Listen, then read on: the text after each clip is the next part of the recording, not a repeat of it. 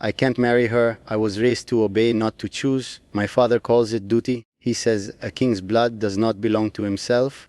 It belongs to the crown, to the kingdom, to history. And now he wants me to prove that by marrying a princess I do not love. They think silence means acceptance.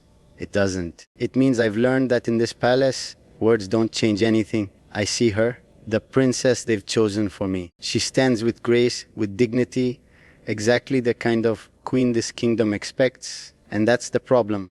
She is perfect for the throne, but she is not the one my heart chose. My father knows. Of course he knows. Kings always know everything, especially the things they pretend not to see. He knows about her, the girl who doesn't wear crowns, who doesn't speak like royalty, who looks at me like I'm human, not a title. And that's exactly why he will never allow it. This marriage will happen, he told me, his voice calm, final. Not because you want it, but because you must. A must. That word has followed me my entire life like a chain I can never break. I must be strong.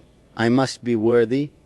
I must be king. But no one ever asked what I want. And now, on the edge of this wedding, I can feel it closing in, walls tightening, choices disappearing, my future being decided in rooms I'm not even allowed to speak in. I look at the princess and I don't hate her. That would have been easier. Instead, I see someone just like me, trapped in a story neither of us wrote.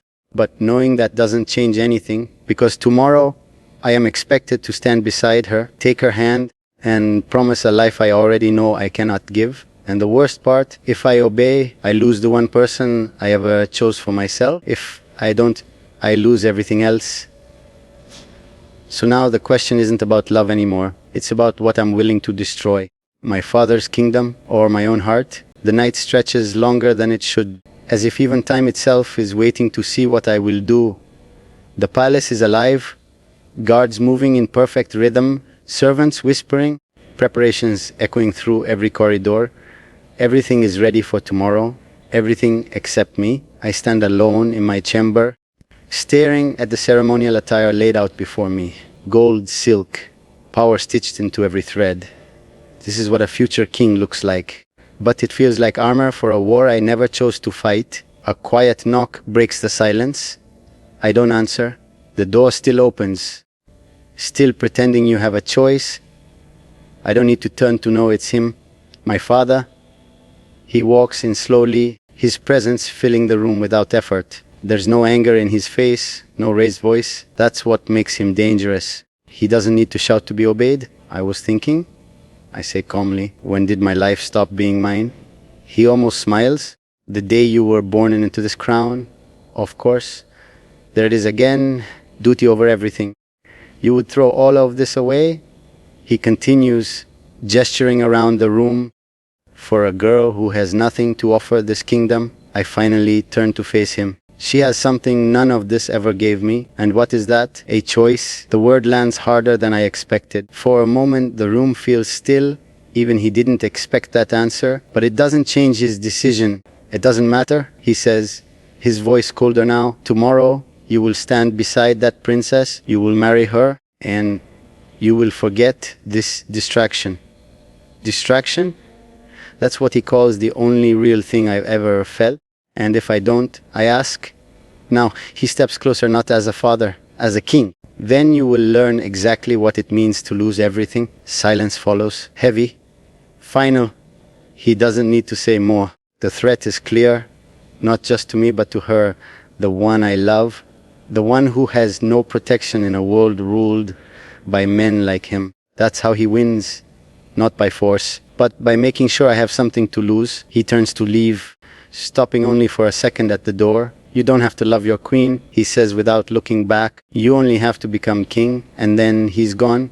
The door closes. And just like that, the weight of the crown feels heavier than ever. I run a hand through my hair, my thoughts crashing into each other. There's no clean way out of this. No choice that doesn't cost something. If I walk away, I risk her life.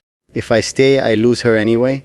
A bitter laugh escapes me. This isn't a choice, it's a trap. I move toward the window, looking out over the kingdom that is supposed to be mine one day. Lights flicker in the distance, peaceful, unaware of the war being fought inside these walls. They think a king has power. They're wrong.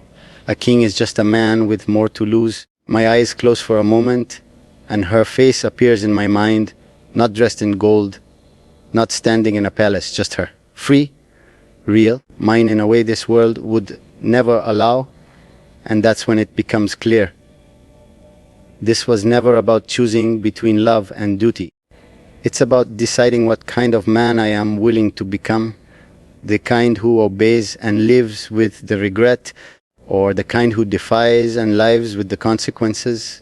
Tomorrow, the kingdom will be watching. But tonight, I decide whether I will be their prince or finally become something else entirely. The night refuses to end, and I begin to understand why, because once it does, there is no turning back. I don't sleep. I can't. Every time I close my eyes, I see two futures standing in front of me like enemies waiting for me to choose which one gets to destroy me. In one, I stand in that grand hall dressed in gold, my hand wrapped around hers as vows leave my mouth like lies I'm forced to believe. In the other, I walk away. I break everything my father built, everything I was raised to protect, and in doing so, I become the very thing this kingdom fears, a prince who chose himself over the crown. The problem is neither future feels like survival. Hours pass, or maybe minutes. I've stopped keeping track.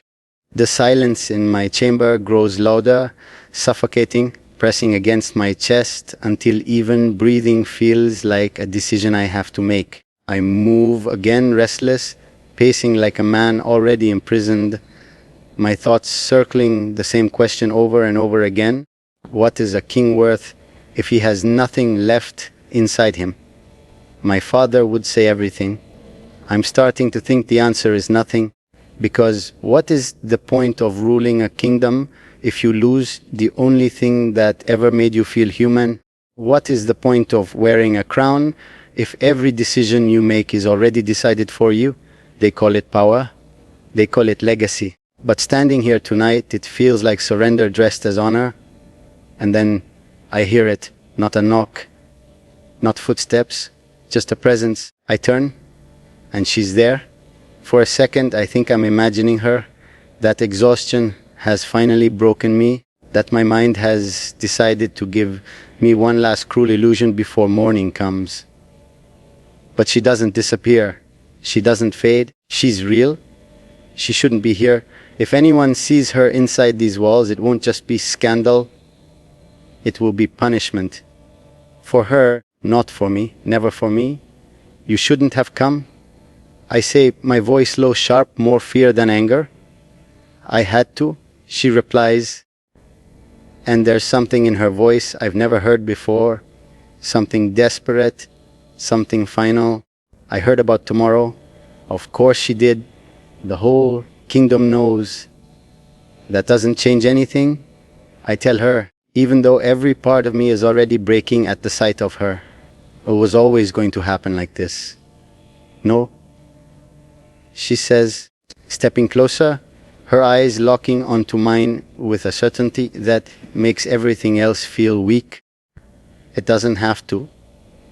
Those words again. Everyone keeps saying them like they mean something. Like choice is real,